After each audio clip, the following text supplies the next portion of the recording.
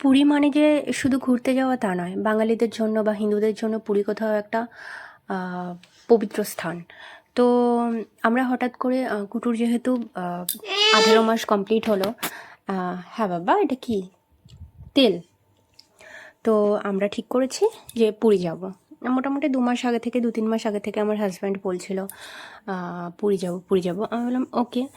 তো পুরী যাওয়া নিয়ে খুব একটা যে এক্সাইটমেন্ট আমার ভিতর ছিল, একদমই না। তার একটা রিজন হলো, আগেও আমি 2-3 বার পুরীতে গিয়েছি, এটা একটা রিজন। তো বলো বাবা।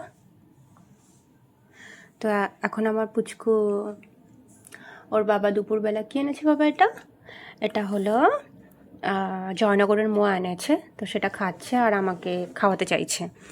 তো আমরা ওখানে গিয়েছিলাম প্রভু পদ হোটেলে, যেটা একদমই সি ফেসিং ছিল। মানে সি ফেসিং মানে তুমি রুমে বসে প্লাস বেডে শুয়ে শুয়ে তুমি সমুদ্র দেখতে পাবে, স্পষ্ট করে সমুদ্র, বিচ আর যে রোডটা রয়েছে ওটা দেখতে পাবে। তো আমরা গিয়েছি এখান থেকে বাসে। আগের দিন আমাদের বাস ছিল 8:30টায় বাস ছিল। তো আমরা এখান থেকে বেরিয়ে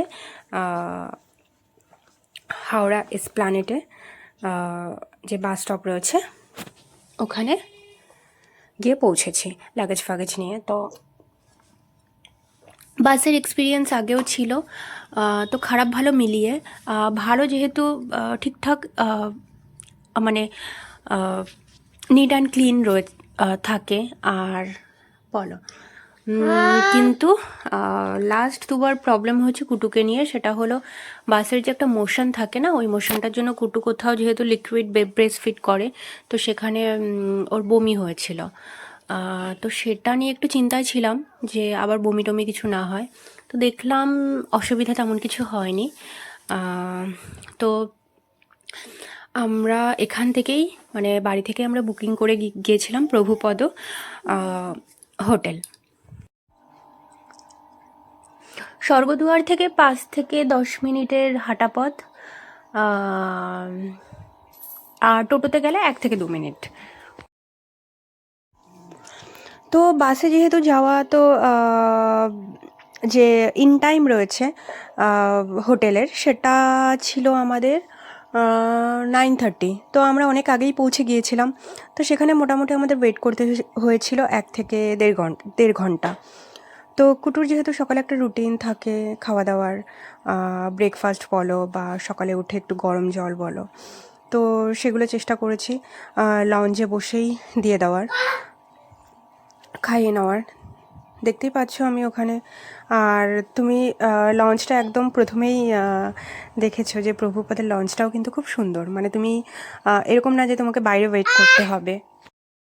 হ্যাঁ, কম করো তুমি। This is the way we comb our hair, comb our hair. তো আমাদের পুচকু এখন আমার হেয়ার কম করছে। তো এটা ছিল আমাদের রুম।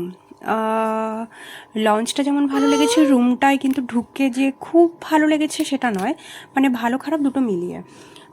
খারাপ যেটা লেগেছে, প্রথমে ঢুকেই একটা আমি দেখেছি পিলার মতো, ঠিক আছে। কোথাও ওই পিলারটা ঠিক আমার ওই ঘরের মাঝখানে ভালো লাগেনি। হয়তো অন্য রুমগুলো অন্যরকম, কিন্তু যেটা ভালো লেগেছে সেটা হলো দুটো বড় বড় উইন্ডো। আর উইন্ডোটা একদম পারফেক্ট জায়গায় রয়েছে। একটা হলো একদম মানে বেডের পাশে, আর আরেকটা হলো সোফার পাশে। আমরা 4জন গিয়েছিলাম, আমার শাশুড়ি মা আর হাজব্যান্ড, আমি আর পুচকু।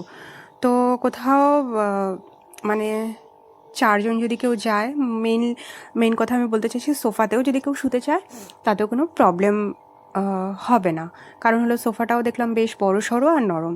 আর ওখান থেকেও পুরো মানে সমুদ্র সৈকত খুব সুন্দরভাবে দেখা যাচ্ছিল। তো কুটু, যেটা আমি দেখলাম, কুটু দেখলাম বেশ এনজয় করছিল, মানে ও প্রথমের দিকে ছোটোবেলা থেকে আমরা দেখেছি বাইরে বেরোলে বিশেষ করে অচেনা মানুষ দেখলেই একটু মুখটা ডাউন করে নিত, কিন্তু এখন যেহেতু আমরা টুকিটাকি ওকে নিয়ে আমরা বেরোই, তো সেখানে ও কিছুটা কমফোর্টেবল হচ্ছে বাইরের জগতের সাথে বা অচেনা মানুষের সাথে। এখন দেখি ও চেষ্টা করে মানুষের সাথে কন্ট্যাক্ট করার, সেটা টাচ করে হোক বা হাত দিয়ে হোক বা ইশারায় হোক, কোথাও চেষ্টা করে। আর এটা দেখে কোথাও ভালো লাগছে, কারণ আমি নিজে ইন্ট্রোভার্ট টাইপেরই, তো আমি চাই না একদম ওই ধরনের ইন্ট্রোভার্ট কেউ হোক, মানে লোকের সাথে কথা বলবে না বা কমফোর্টেবল ফিল করে না। তো দুটোই দরকার, খুব এক্সট্রোভার্ট হলেও প্রবলেম, আবার খুব ইন্ট্রোভার্ট হলেও প্রবলেম, মিডিলে থাকাটা আমার মনে হয় সব থেকে ভালো। তো সকালবেলা আমরা গিয়ে ওর লঞ্চে বসেই ওকে আমরা গরম জল আর একটু ওকে আমরা খাইয়ে দিয়েছিলাম। তারপরে গিয়ে একটু ফ্রুট জুস বানিয়ে সেটা এখন খাওয়াচ্ছি। আর ওর ব্রেকফাস্টও মোটামুটি এরপরে আমরা রেডি করতে শুরু করব।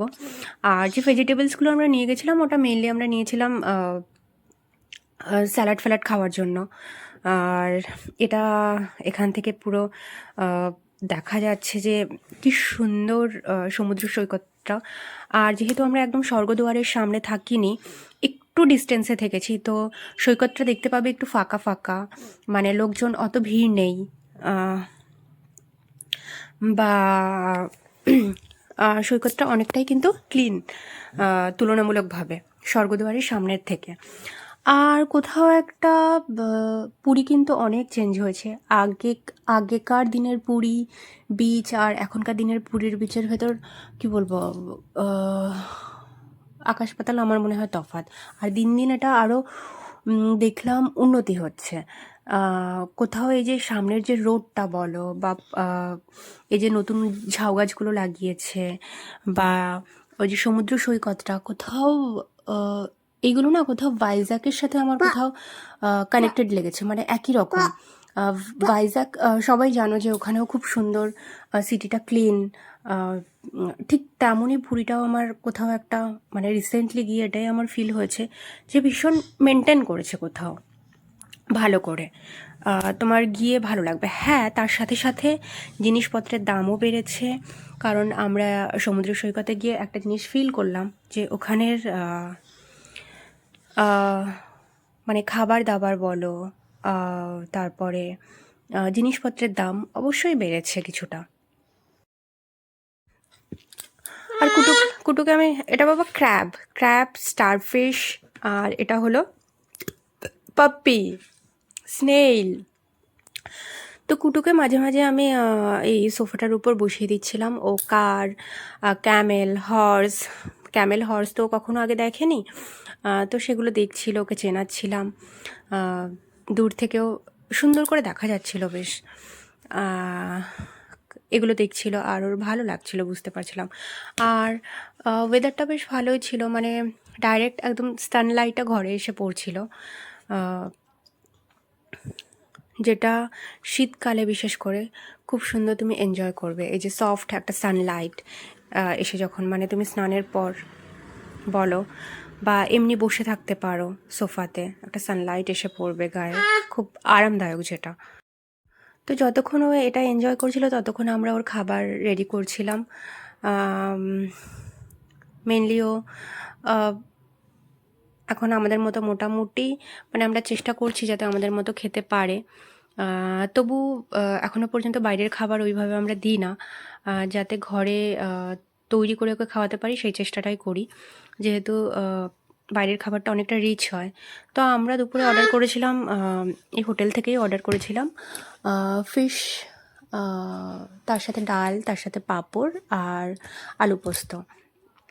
তো হোটেল থেকে অর্ডার করার পর একটাই জিনিস, আমার হাজব্যান্ড যেমন কোনোদিনও জিজ্ঞাসা করে না যে দামটা কী, মানে অর্ডার করার সময়, সে যে কোনো ক্ষেত্রেই হোক। তো জিজ্ঞাসা করেনি। তো অ্যাট লাস্ট দেখলাম প্রচুর এক্সপেন্সিভ কোথাও একটা। 3টে এরকম থালি আমরা অর্ডার করেছিলাম, যেটা মোটামুটি পড়েছিল 4000। তো বেশ এক্সপেন্সিভ লেগেছে। তো ওর খাবার এদিকে রেডি হয়ে গেছে, তো ওকে আমরা খাবারটা আমি খাইয়ে দেব। আর কোথাও একটা একটু হলেও হেডেক লাগে, মানে রুটিন তো আমার সেভাবে বাড়ি বলো বা কোথাও ঘুরতে গেলে বলো চেঞ্জ হয় না, একই রকম থাকে। মানে ওকে সেই খাওয়ানো 30-40 মিনিটস টাইম লাগে। তো এর ভেতরেই কোথাও আমার মনে হয় ও যতদিন না বড় হচ্ছে এনজয় করতে হবে। মানে বাড়িতে বসে থাকলেও হবে না, ঘুরতে যেতেও হবে, কারণ কোথাও আমার আর কুটুর দুজনেরই রিফ্রেশমেন্টেরও প্রয়োজন আমার মনে হয় হয়। আর এর মাঝখানেই হয়তো আস্তে আস্তে বড় হয়ে যাবে, আর তখন হয়তো আমি অনেকটাই টাইম পাবো নিজের জন্য। তো এই মুহূর্তটা দুটো জিনিসই ব্যালেন্স করে করতে হবে, নিজের লাইফ প্লাস কুটুর লাইফ ব্যালেন্সে চালাতে হবে। আর এই যে ভদ্রলোক দিন দিন বড় হচ্ছে, আর কি বলবো, দেখো মানে বড় হচ্ছে মানে ওকে আমি খাইয়ে দিই, ও আমাকে খাইয়ে দেবে। আর শুধু আমাকে না, মোটামুটি খাবার ওর সামনে দিলে ও ওর গাড়িকে, ওর পুতুলকে, টিভিতে যদি কোনো ক্যারেক্টার দেখে তাকে পর্যন্ত খাইয়ে দেয়, খাইয়ে দিতে চায়। তো মোটামুটি একটুখানি 5 থেকে 6 মিনিট হয়তো আমার হাতে ছিল, তো ওই টাইমটা একটুখানি। হ্যাঁ বাবা, এটা বাটারফ্লাই, এটা পাপ্পি, এটা সান, এটা ক্লাউড, এটা বার্ড, এটা এটা কি ফ্লাওয়ার, ফুল। তো ওই তো লাঞ্চ করিয়ে কুটু বাড়িতে মোটামুটি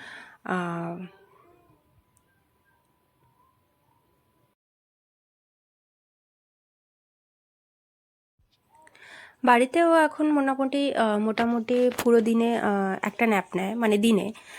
আর তো এখানেও ভাবছিলাম ও হয়তো লাঞ্চের পরে একটা ন্যাপ নেবে, তো সেই হিসাবে হলো না। তো আমরা ঠিক করলাম আমরা একটু সন্ধ্যাবেলা বেরোবো। তো আমি রেডি হয়ে নিয়েছিলাম, যেহেতু ওই সামনেই একটু হালকা ফুলকা মেলা, শপ টপ বসে, সেখানে কুটুকে কিছু কয়েকটা জিনিস, যেহেতু ঘুরতে এসেছে, একটা দুটো খেলনা হোক বা আমরা টুকিটাকে যদি জিনিস কিনি শাশুড়ি মা বা আমি, তো সেই হিসেবে একটু রেডি হয়ে নিয়েছিলাম। রেডি হয়ে আমরা সন্ধ্যাবেলা বেরিয়েছিলাম। তো বেরিয়ে বেশ ভালোই লেগেছিলো টুকিটাকি জিনিস কেনা। আমরা একটু সেইভাবে ফাস্ট ফুড সেইভাবে কিছু খাইনি।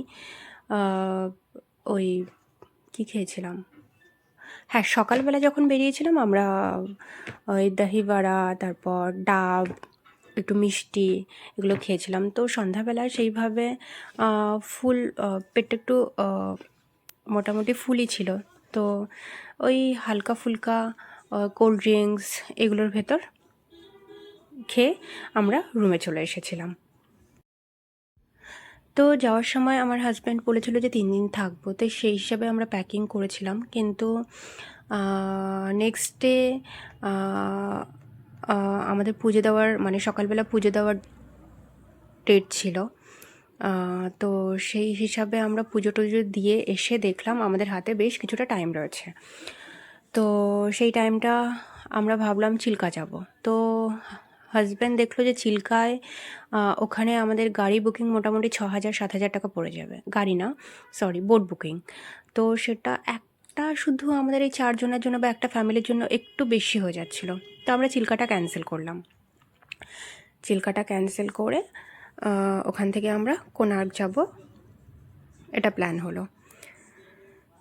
তো সেই হিসাবে সকালবেলা পুজো টুজো দিয়ে, আর তোমরা জানো পুরীতে মন্দিরে ফটো তোলা বা ফোন নিয়ে ঢোকা ওটা নিষেধ আছে, মানে বাইরে তোমাকে